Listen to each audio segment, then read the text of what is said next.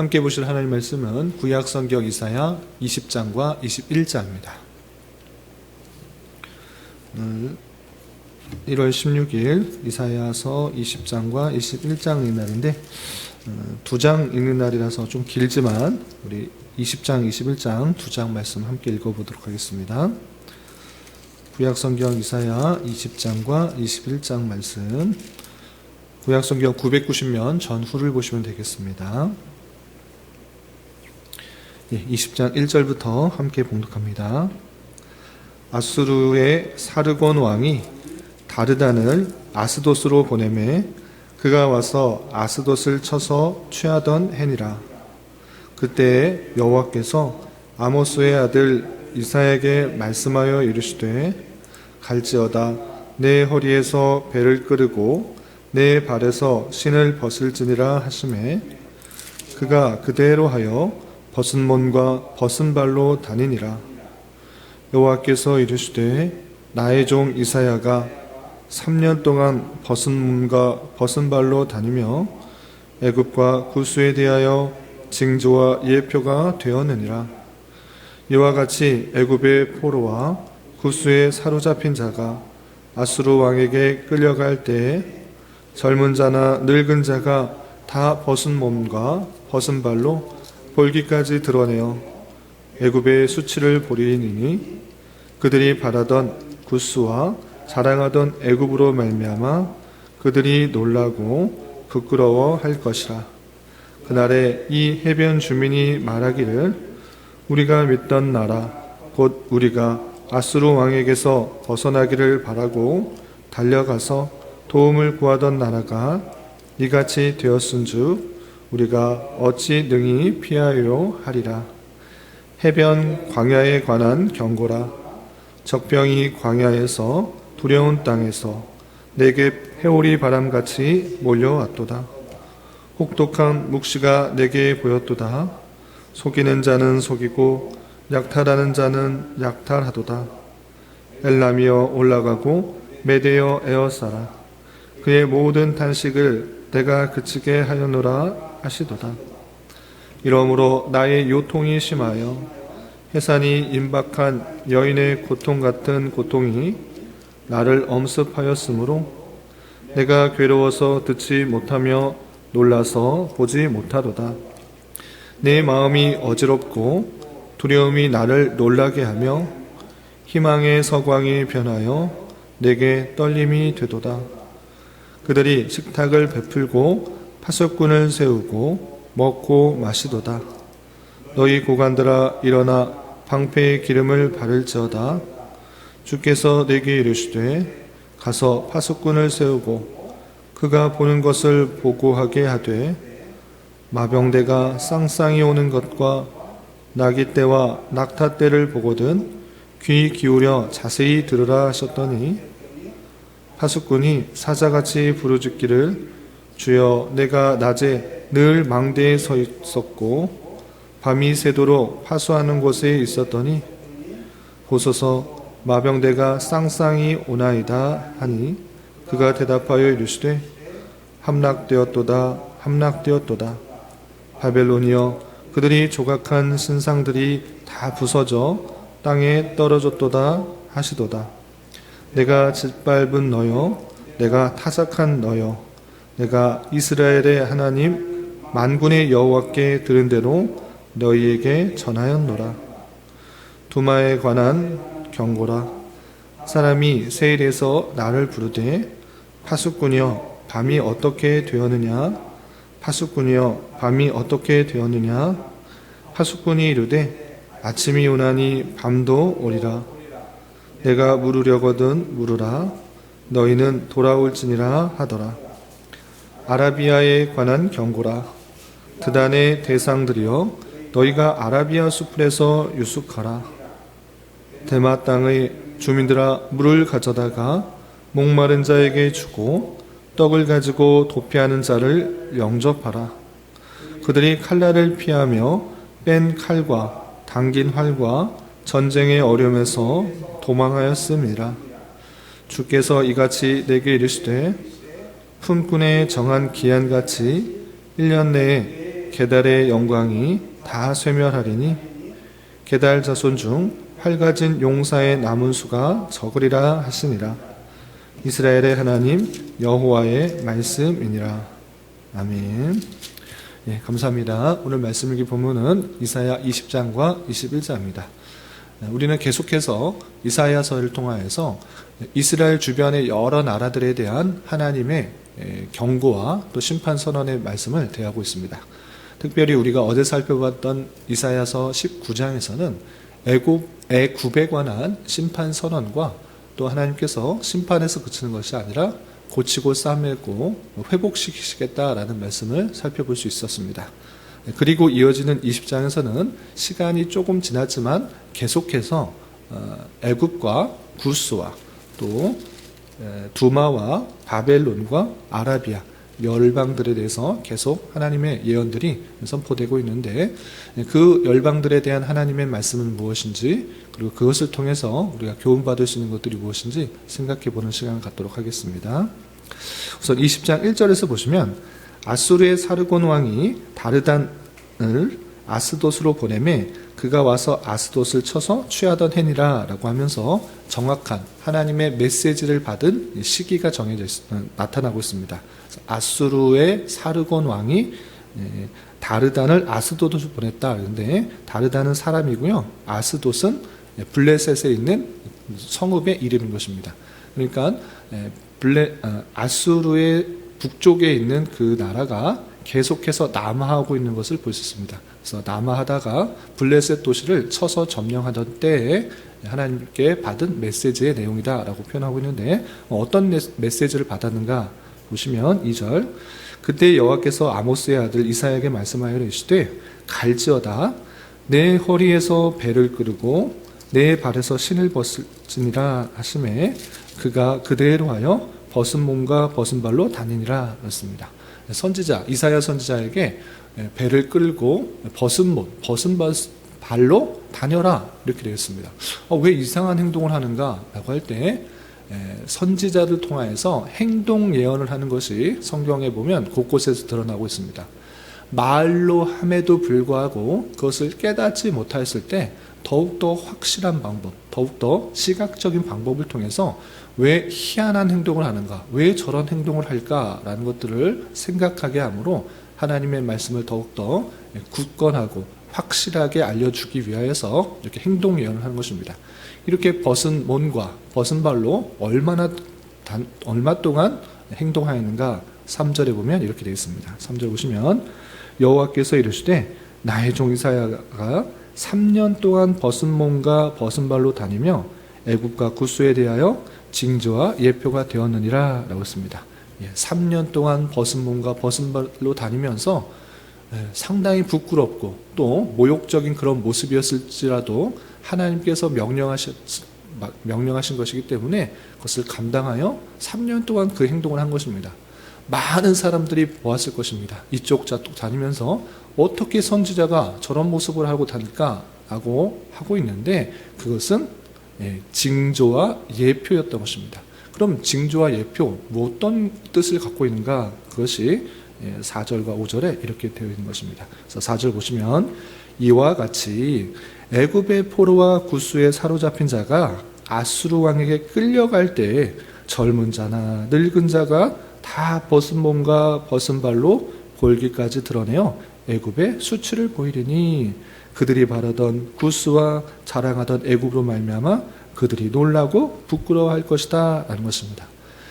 이사야 선지자가 괜히 한 것이 아니라 징표와 또 징조와 예표가 되는 것인데, 그것은 애굽과 구스가 아수르에 의해서 포로로 끌려가고 전쟁에 대해서 또 침략을 당하고 포로로 끌려갈 때 똑같이 이렇게 될 것이다 라는 것을 상징 예언으로 보여준 것입니다. 이렇게 하나님께서는 이 아수르가 그냥 아람과 북이스라엘만 공경하고 끝나는 것이 아니라 계속해서 남하하여서 아프리카에 있는 나라까지 쳐들어갈 것이고, 또 전쟁을 통하여서 많은 사람들을 포로로 끌려가고 수치스럽게 데려갈 것을 상징으로 표현하고 있는 것입니다. 이렇게 애굽에 대한 애굽과 구스에 대한 상징 예언을 할 뿐만 아니라 좀 건너뛰어서 21장에서는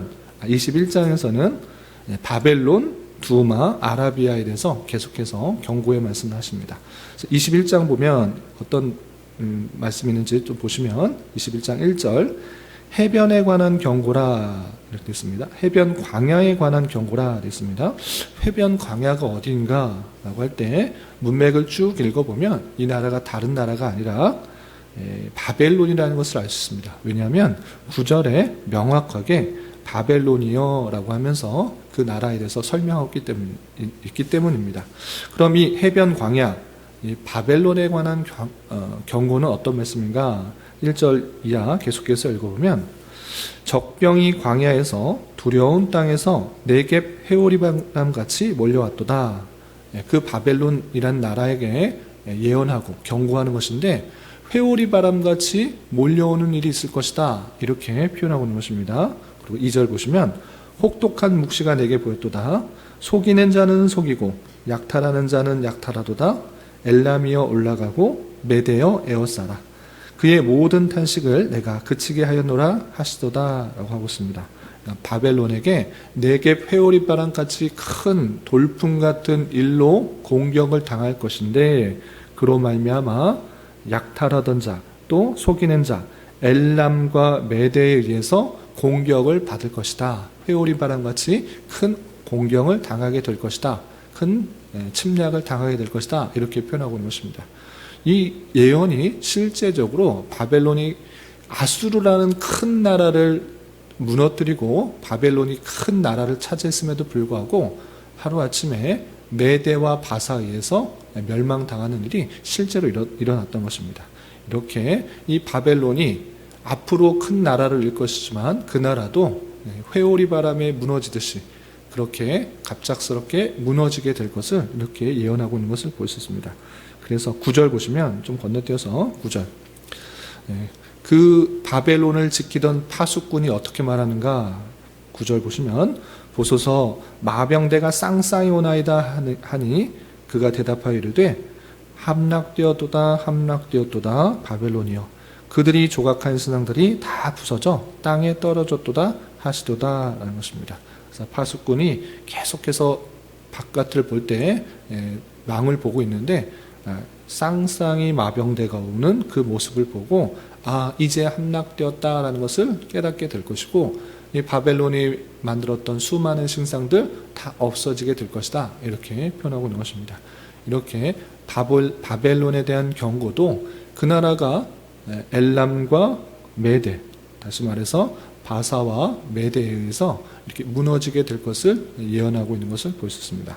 그리고 11절 12절에서는 두마에 관한 경고에 대해서 표현하고 있습니다. 11절 12절 보시면 두마에 관한 경고라 사람이 세일에서 나를 부르되 파수꾼이여 밤이 어떻게 되었느냐 파수꾼이여 밤이 어떻게 되었느냐 세일은 에돔에 있는 한 그런 도시이고 두마는 에돔을 다시 다른 표현으로 하는 그런 말인 것입니다. 그래서 에돔에 관한 경고인데 세일에서 나를 부르면서 파수꾼이여 밤이 어떻게 되느냐 밤이 어떻게 되느냐 지금 어떻게 된 상황이냐 이렇게 물었을 때 파수꾼이 이렇게 대답한다는 것입니다. 12절 파수꾼이 이르되 아침이 오나니 밤도 오리라 내가 부르려거든 부르라 너희는 돌아올지니라 하더라 이렇게 표현하고 있습니다. 무슨 말이냐 아침이 오면 또 밤이 오지 않느냐라고 했을 때 아침은 긍정적이고 밝은 이미지입니다. 그럼에도 불구하고 밤이 온다라는 것은 어둡고 또 암흑과 같은 상황을 말하는 것입니다.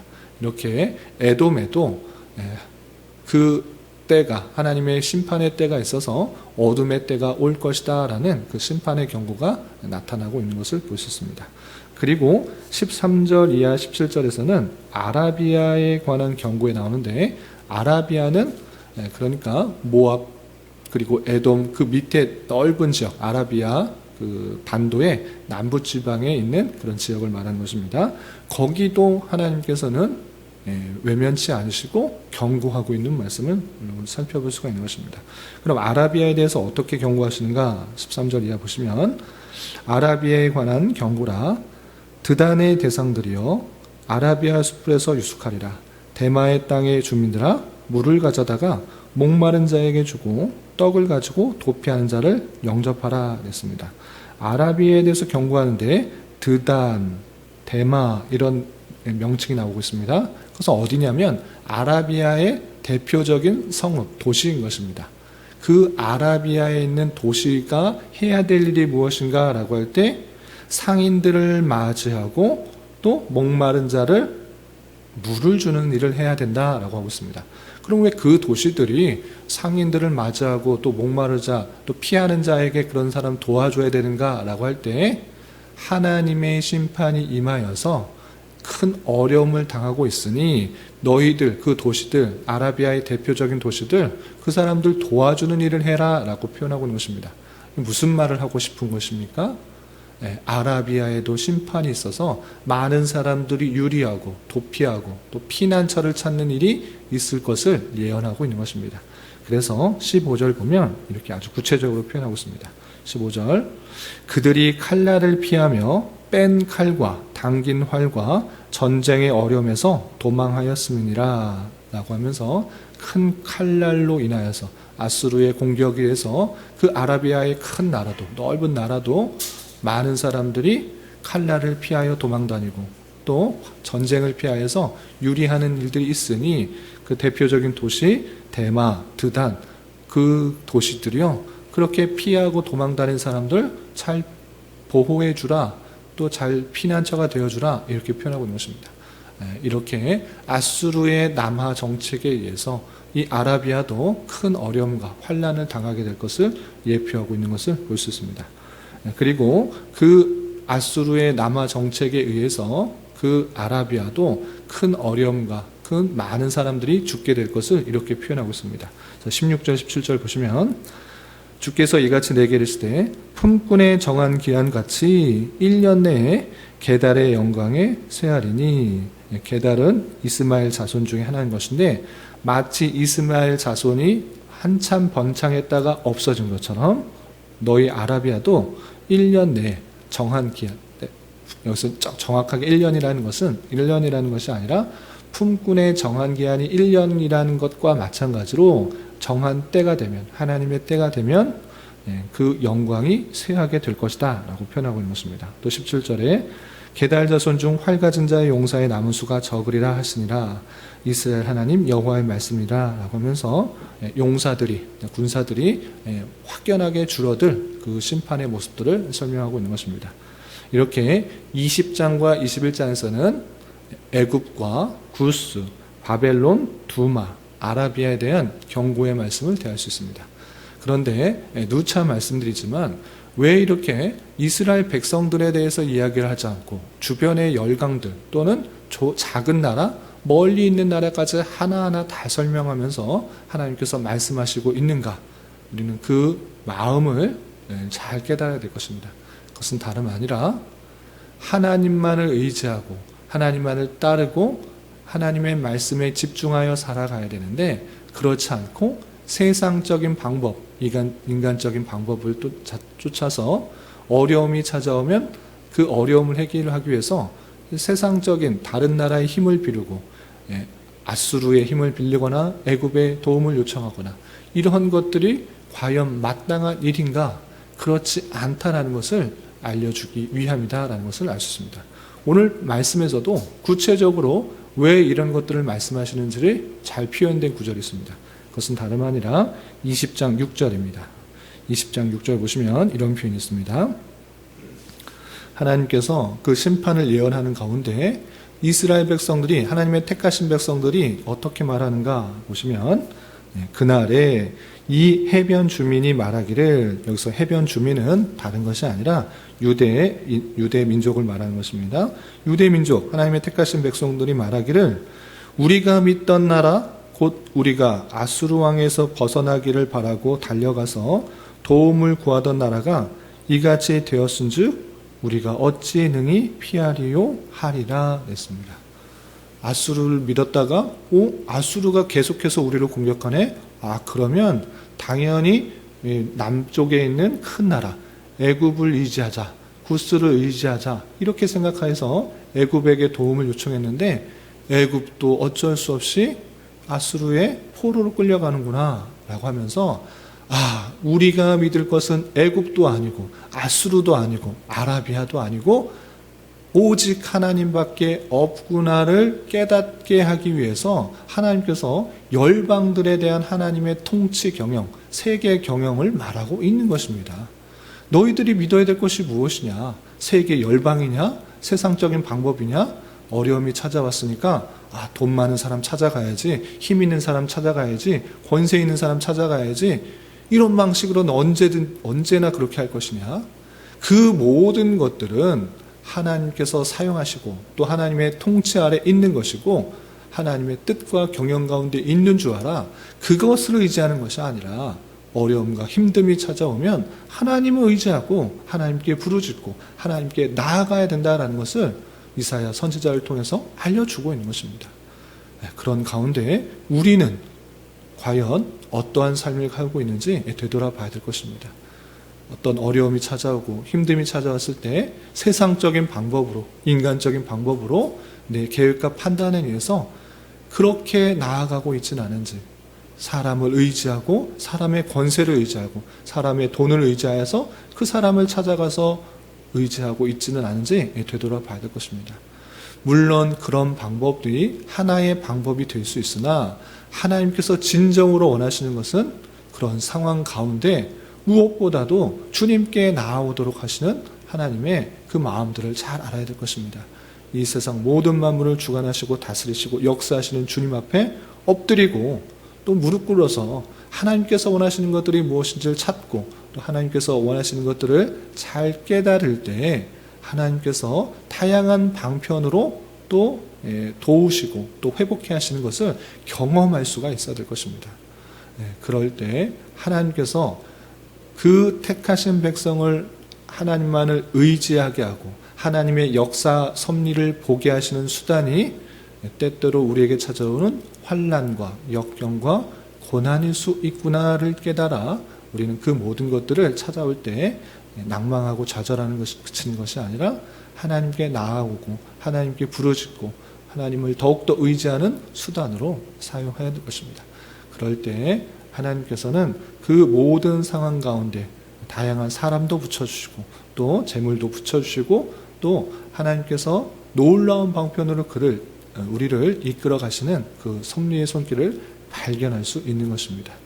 이런 말씀에 따라서 우리가 믿고 의지할 것은 오직 주님밖에 없음을 다시 한번 잘 생각해보고 여러 가지 환난과 역경이 찾아왔을 때 주님만을 의지하고 또 주님께서 인도하시는 섭리를 발견하는 수단으로 잘 삼아 하나님의 선하심과 또 아름다우심들을 발견할 수 있어야 될 것입니다. 이런 삶을 살아갈 수 있는 저와 여러분이 되시기를 주님의 이름으로 부탁을 드립니다. 기도하겠습니다. 하나님 아버지 감사합니다. 오늘 말씀을 통해서 애굽과 바벨론과 두마와 아라비아에 향한 하나님의 예언의 말씀을 대하였습니다.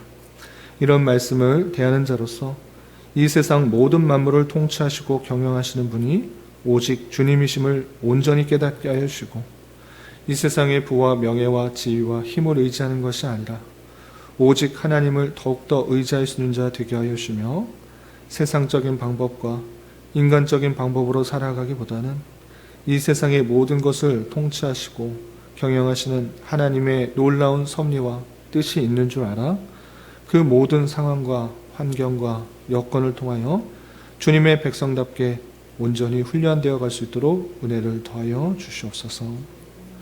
주님, 2024년도 새해가 시작되었습니다. 새로운 마음가짐으로 힘차게 한 해를 시작하게 하여 주시고 새해를 시작하며 각자가 소망하고 기대하는 것들이 주님 안에서 형통하게 이루어질 수 있도록 은혜를 더하여 주옵시며 우리 교회 모든 성도들 또한 주님과 동행하며 서로에게 힘과 위로가 되는 사랑의 공동체가 될 수 있도록 은혜를 더하여 주시옵소서. 주님, 교회 내 육체의 질병과 연약함으로 생활이 어렵고 불편한 가운데 있는 여러 성도들이 있습니다. 주님 지켜주셔서 건강하게 잘 치유되고 회복될 수 있도록 인도하여 주시고 직장과 사업장의 문제로 가족의 전도와 신앙을 위해 복된 결혼과 가정을 위해 주님께 간절히 부르시며 나아가는 여러 지체들이 있사오니 주님 그들과 함께하여 주시고 그들의 기도 응답해 주시사 우리의 기대와 소망보다 훨씬 더 풍성한 것들로 채워주시는 하나님을 깊이 경험할 수 있는 기회 되도록 인도하여 주시옵소서. 이 시간 각자 간절하게 간구하는 기도 제목 주님께서 들으시고 가장 선한 것들로 응답하여 주시옵소서. 예수님의 이름으로 기도 올리옵나이다. 아멘.